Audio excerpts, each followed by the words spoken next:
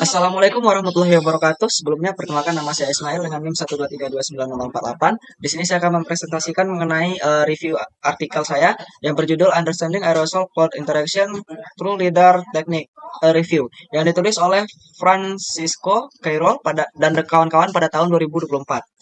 Yang pertama kita masuk pada latar belakang penelitian. Yang melatar belakangi penelitian pada jurnal ini ada beberapa latar belakang. Yang pertama yaitu aerosol dan awan merupakan komponen penting dalam sistem iklim bumi. Yang kedua, aerosol berfungsi sebagai cloud condensation nuclei atau CNN dan ice nuclei particles atau INP. Yang ketiga, karakteristik aerosol mempengaruhi ukuran droplet, albedo awan, umur awan, dan proses presipitasi. Yang keempat, interaksi aerosol dan awan masih menjadi salah satu sumber ketidakpastian terbesar dalam model iklim. Dan yang terakhir adalah diperlukan teknik observasi yang mampu mengamati aerosol dan awan secara vertikal dan dengan resolusi yang tinggi. Selanjutnya ada tujuan penelitian. Tujuan penelitian pada jurnal ini adalah mereview perkembangan penelitian aerosol cloud interaction atau interaksi awan dan aerosol. Yang kedua, menjelaskan kemampuan berbagai teknik LIDAR dalam mengamati aerosol dan awan. Yang ketiga, merangkum hasil-hasil penelitian terbaru mengenai pengaruh aerosol terhadap awan. Dan yang terakhir, mengidentifikasi tantangan dan arah penelitian di masa depan. Selanjutnya ada konsep dasar aerosol cloud interaction. Yang pertama, aerosol sebagai cloud condensation nuclei atau CNN. Aerosol merupakan partikel kecil yang tersuspensi di atmosfer dan dapat berfungsi sebagai inti kondensasi awan atau cloud condensation nuclei (CNN). Ketika udara mencapai kondisi jenuh, maka uap air akan mengembun pada permukaan aerosol dan membentuk droplet awan. Selanjutnya ada aerosol ice nuclei, nucleating particles atau INP. Pada beberapa jenis aerosol juga dapat berfungsi sebagai ice nucleating particles atau INP yang memicu pembentukan kristal es pada awan dingin dan mixed phase cloud. Yang ketiga, pengaruh terhadap mikrofisika awan. Ketika konsentrasi aerosol ketika konsentrasi aerosol yang tinggi dapat meningkatkan jumlah droplet awan, mengurangi ukuran droplet, dan mengubah efisiensi pembentukan hujan, serta mempengaruhi sifat radiatif awan itu sendiri. Selanjutnya, aerosol berperan penting dalam mengendalikan keseimbangan energi dan siklus hidrologi di atmosfer. Selanjutnya ada Tume effect dan Albrecht effect. Yang pertama itu ada Tume effect, yang mana Tume effect ini adalah peningkatan aerosol yang menyebabkan jumlah droplet awan meningkat dan ukuran droplet itu sendiri mengecil. Kondisi ini meningkatkan albedo awan sehingga lebih banyak radiasi matahari yang dipantulkan. Yang kedua ada Albrecht effect, yaitu droplet yang lebih kecil menghambat pembentukan hujan sehingga awan bertahan lebih lama dan meningkatnya tutupan awan. Dampak utama dari Tume effect dan Albrecht effect ini adalah terjadinya pendinginan di atmosfer, terus ada perubahan sifat mikrofisis awan, dan terjadinya perubahan distribusi presipitasi. Selanjutnya ada teknologi LIDAR dalam studi interaksi awan dan aerosol ini. Pada jurnal ini dijelaskan bahwa LIDAR itu adalah alat instrumen yang digunakan, yaitu dengan cara memancarkan cahaya laser ke atmosfer dengan menerima kembali hamburan sinyal baliknya yang digunakan untuk memperoleh informasi aerosol dan awan secara vertikal. Di situ juga dijelaskan beberapa jenis lidar seperti elastic lidar, terus Raman lidar, polarization lidar, HSRL, dan DIAL. Selanjutnya ada keunggulan pengguna lidar dalam observasi awan dan aerosol. Yang pertama, kita dapat mendapatkan resolusi vertikal yang lebih tinggi, terus observasinya dapat dilakukan pada siang hari maupun malam hari, dan yang ketiga adalah dapat melakukan identifikasi aerosol dan awan secara lebih detail.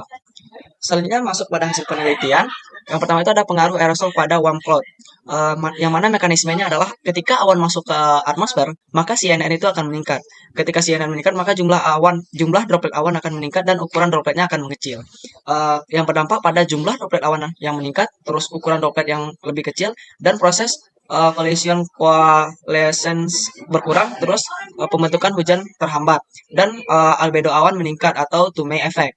Di sini saya juga mengambil gambar dari jurnal yang saya pakai, yaitu ada gambar skema pengaruh aerosol terhadap awan hangat atau warm cloud dan awan campuran atau mixed phase cloud melalui perubahan jumlah CNN, albedo awan, dan presipitasi.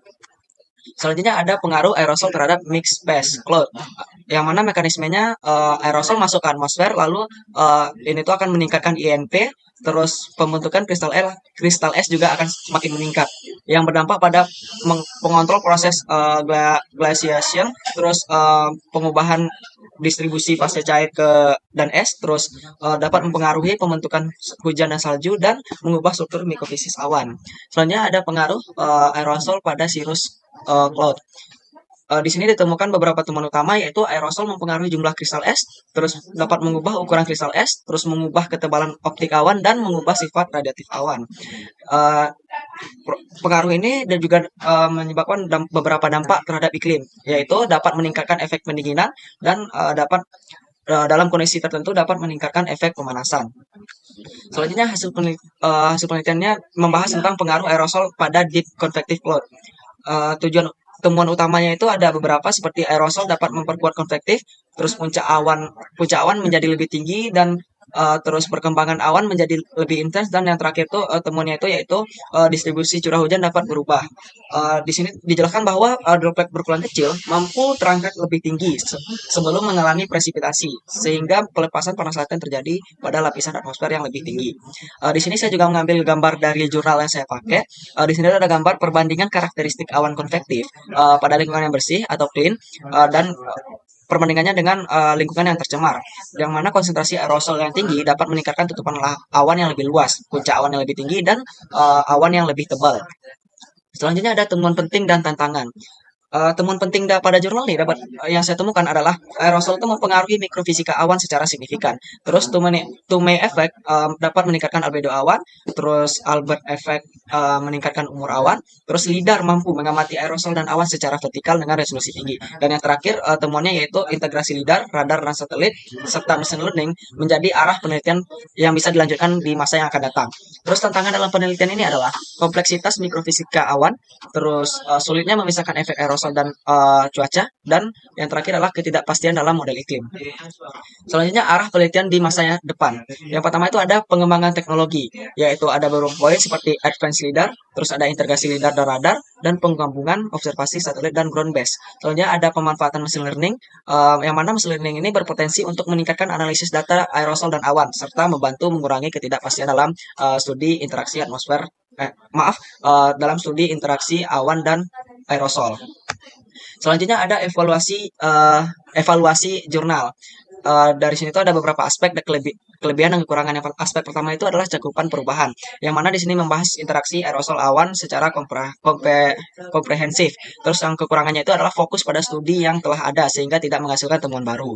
Pada aspek kedua ada teknologi LIDAR, yang mana kelebihannya adalah menjelaskan berbagai jenis LIDAR dan aplikasinya secara rinci, tetapi kekurangannya adalah beberapa teknik LIDAR yang dibahas secara umum tanpa membandingkan kuantitatif yang mendalam. Selanjutnya aspek ketiga adalah referensi. Kelebihannya adalah menggunakan banyak referensi dan penelitian terbaru yang relevan, namun kekurangannya adalah sebagian besar studi yang direview berasal dari wilayah tertentu, sehingga belum sepenuhnya mewakili kondisi dari atmosfer global. Selanjutnya ada aspek kontribusi ilmiah.